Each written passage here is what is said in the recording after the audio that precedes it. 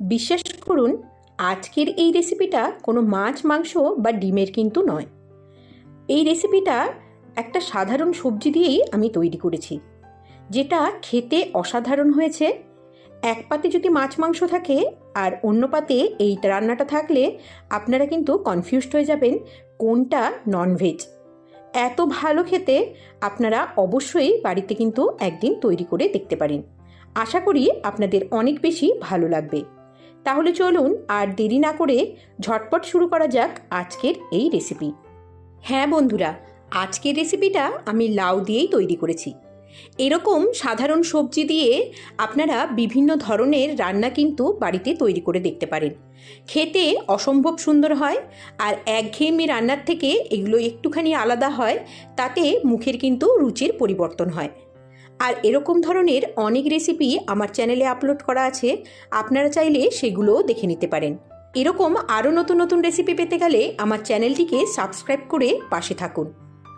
এখানে আমি প্রায় 700 গ্রামের একটা লাউর অর্ধেকটা পরিমাণ নিয়ে নিয়েছি, আর ভালো করে খোসাটা ছাড়িয়ে নিয়ে জল দিয়ে ধুয়ে নিয়েছি।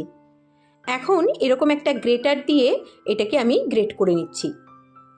গ্রেট করে নেওয়ার পরে আমি জলটা ঝরিয়ে এরকম একটা প্লেটের মধ্যে এটাকে তুলে রেখেছি। অন্যদিকে আর একটা বাটির মধ্যে আমি নিয়ে নিচ্ছি হাফ কাপ পরিমাণ বেসন। এখানে ছোলার ডালের বেসন হলে বেশি কিন্তু ভালো হয়, তবে মটর ডালের বেসনও কিন্তু আপনারা ব্যবহার করতে পারেন।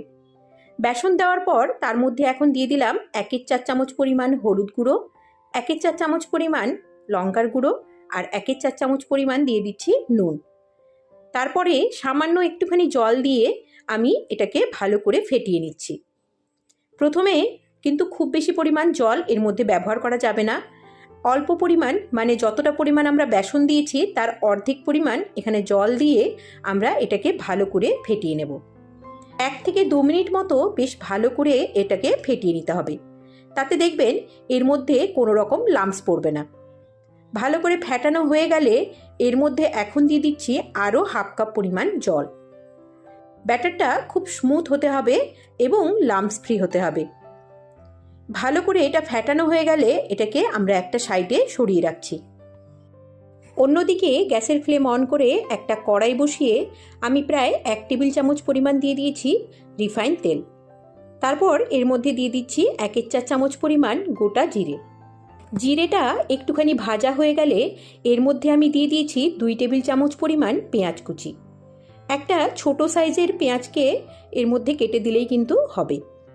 পেঁয়াজটা সামান্য একটুখানি আমি ভেজে নেব, যতক্ষণ না পেঁয়াজটা একটুখানি নরম হয়ে যায়।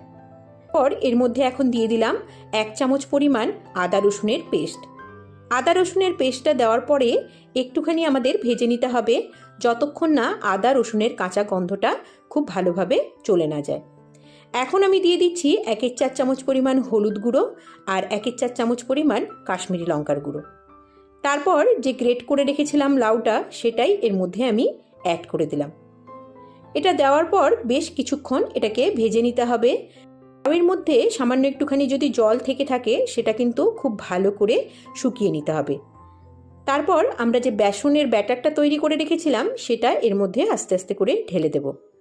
আর তার সাথে সাথে কন্টিনিউয়াসলি কিন্তু আমাদের খুন্তিটা নাড়তে হবে, না হলে বেসনটা নিচে বসে যেতে পারে। এইভাবে বেসনটা দেওয়ার পরে আমাদের 2 থেকে 3 মিনিট মতো লো আঁচে এটাকে রান্না করে নিতে হবে। প্রায় 3 থেকে 4 মিনিট মতো রান্না করে নেওয়ার পর এখন দেখতে পাচ্ছেন যে মিশ্রণটা অনেকটা বেশি শক্ত হয়ে গেছে আর কড়াই থেকে এইভাবে উঠে আসছে। গ্যাসের ফ্লেমটা এই পর্যায়ে আমি অফ করে রাখছি, আর এই মিশ্রণটাকে এখন ঠান্ডা করে নিতে হবে। এদিকে একটা প্লেটের মধ্যে আমি সামান্য একটুখানি রিফাইন তেল ব্রাশ করে নিচ্ছি। এইভাবে তেল একটুখানি ব্রাশ করে নিলে মিশ্রণটা দেওয়ার পরে এটা কিন্তু ঠান্ডা হলে খুব সহজে উঠে আসে। এরপরে বেসন আর লাউয়ের যে মিশ্রণটা আমরা তৈরি করে রেখেছিলাম সেটাই এর মধ্যে ঢেলে নেব। তারপর এইভাবে খুন্তি বা স্প্যাচুলা দিয়ে ভালো করে সেট করে নিতে হবে।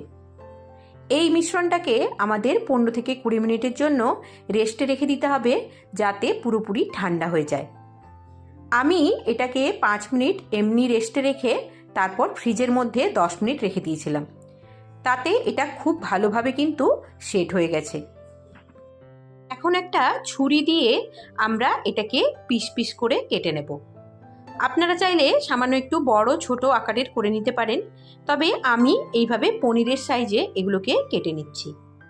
আর অবশ্যই ছুরিটাতে একটুখানি তেল মাখিয়ে নেবেন, তাতে কাটতে কিন্তু অনেক বেশি সুবিধা হবে। আর এটাকে আপনারা যদি পারেন আধ ঘন্টা মতো রেস্টে রেখে দিতে পারেন, তাতে কিন্তু এটা আরও ভালোভাবে সেট হয়ে যায়। প্যানের মধ্যে আমি নিয়ে নিয়েছি পর্যাপ্ত পরিমাণ রিফাইন তেল, আর তেলটাকে সামান্য একটুখানি গরম করে আমি এই বড়াগুলোকে এক এক করে এর মধ্যে দিয়ে দিচ্ছি। ফ্লেমটাকে লোতে রেখে আমরা দু পিঠ একদম লালচে করে ভেজে নেব। এই বড়াগুলো ভাজতে আমার প্রায় 4 থেকে 5 মিনিট মতো সময় লেগেছে। বড়াগুলো ভাজা হয়ে গেলে আমি এখন এগুলোকে তুলে রাখছি। আর দেখুন, এই বড়াগুলো কিন্তু যথেষ্ট ক্রিস্পি হয়। আপনারা চায়ের সাথে স্ন্যাক্স হিসেবেও এই বড়াটা খেতে পারেন, খেতে অসম্ভব ভালো লাগে। গ্যাসের ফ্লেম অন করে আরেকটা কড়াই বসিয়ে আমি দিয়ে দিয়েছি 2 টেবিল চামচ পরিমাণ রিফাইন তেল। তার মধ্যে একটা মিডিয়াম সাইজের ছোট ছোট টুকরো করে রাখা আলু আমি দিয়ে এটাকে কিছুক্ষণের জন্য ভেজে নেব। আলুগুলো একটু লালচে করে ভেজে নেব, এতে তরকারির মধ্যে যেমন দেখতে ভালো লাগে, খেতেও কিন্তু অনেকটা বেশি ভালো হয়। একটু লালচে হয়ে গেলে আলুগুলোকে আমরা এখন তুলে রাখছি। ওই তেলের মধ্যে দিয়ে দিলাম 1/4 চামচ পরিমাণ গোটা জিরে আর 2টো মিডিয়াম সাইজের পেঁয়াজ কুচি। তারপর পেঁয়াজটাকে 2 থেকে 3 মিনিট মতো একটুখানি ভেজে নেব। পেঁয়াজটা সামান্য একটু নরম হয়ে গেলে এর মধ্যে দিয়ে দিলাম 1 চামচ পরিমাণ আদা রসুনের পেস্ট। আদা রসুনের কাঁচা গন্ধ না যাওয়া পর্যন্ত এটাকে একটুখানি ভেজে নেব। আর ততক্ষণে আমরা একটা মশলার পেস্ট তৈরি করে নিচ্ছি। একটা বাটির মধ্যে আমি নিয়ে নিয়েছি 1/4 চামচ পরিমাণ হলুদ গুঁড়ো, 1/2 চামচ পরিমাণ নিয়ে নিয়েছি কাশ্মীরি লঙ্কার গুঁড়ো, 1/2 চামচ পরিমাণ দিয়েছি জিরে গুঁড়ো, 1 চামচ দিয়েছি ধনে গুঁড়ো, আর 1/2 চামচ দিয়েছি গরম মশলা গুঁড়ো। তারপর সামান্য একটুখানি জল দিয়ে আমি এটা একটা স্মুথ পেস্ট তৈরি করে নেব। জলটা আপনারা পরিমাণ বুঝে একটুখানি কম বেশি অবশ্যই করে দিতে পারেন। এইভাবে মশলাটা গুলে নিলে মশলাটা তরকারিতে দেওয়ার পরে পুড়েও যায় না, আর কালারটাও কিন্তু অনেক বেশি ভালো আসে। মশলাটা তৈরি করে নিয়ে আমি এখন পেঁয়াজ আর আদা রসুনের মধ্যে এটাকে অ্যাড করে দিলাম। তারপর দিয়ে দিলাম একটা মিডিয়াম সাইজের টমেটো কুচি, আর স্বাদ মতো নুনটা আমি এই পর্যায়ে অ্যাড করে নিচ্ছি। এখন সব কিছু ভালো করে আমি কিছুক্ষণ মিশিয়ে নেব। তারপর এটাকে আমরা ঢাকা দিয়ে কিছুক্ষণের জন্য রান্না হতে দেব। এইভাবে রান্না করে নিলে টমেটোটা খুব সহজে গলে যায়, আর দেখবেন মশলাটাও কিন্তু খুব ভালোভাবে ভাজা হয়ে যায়। এইভাবে আরও 2 থেকে 3 মিনিট মতো আমি এটাকে রান্না করে নিচ্ছি। দেখতে পাচ্ছেন জলটা শুকিয়ে মশলা থেকে তেল ছাড়তে শুরু করেছে। এই পর্যায়ে আমরা ভাজা আলুগুলো এর মধ্যে অ্যাড করে দিলাম। তারপর আরও 2 থেকে 3 মিনিট মতো আমি সব কিছু ভালোভাবে কষিয়ে নিচ্ছি। ভালো করে কষানো হয়ে গেলে এর মধ্যে আমি অ্যাড করে দিলাম পরিমাণ মতো জল। প্রায় 1 থেকে 1.5 কাপ মতো জল আমি এই পর্যায়ে অ্যাড করেছি। তারপর দিয়ে দিলাম 3টে কাঁচা লঙ্কা।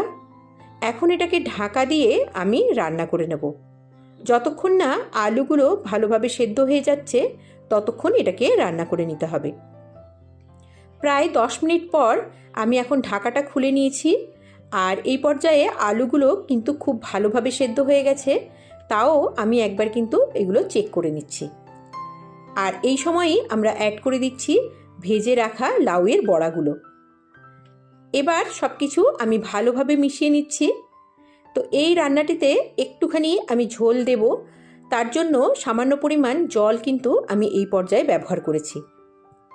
কারণ আলুগুলো এমনিতেই ঝোলটা টানবে আর বড়াগুলোও ঝোলটা অনেকটা টেনে নেবে, সেই জন্য এখানে সামান্য আরেকটুখানি আমি জল ব্যবহার করলাম। তবে এই পর্যায়ে সামান্য একটু গরম জল ব্যবহার করলে রান্নার স্বাদটা অনেক বেশি ভালো হয়। এখন আমরা কিন্তু খুব বেশিক্ষণ আর এটাকে রান্না করব না। একবার ঝোলটা ফুটে এলেই আমরা গ্যাসের ফ্লেমটা অফ করে দেব।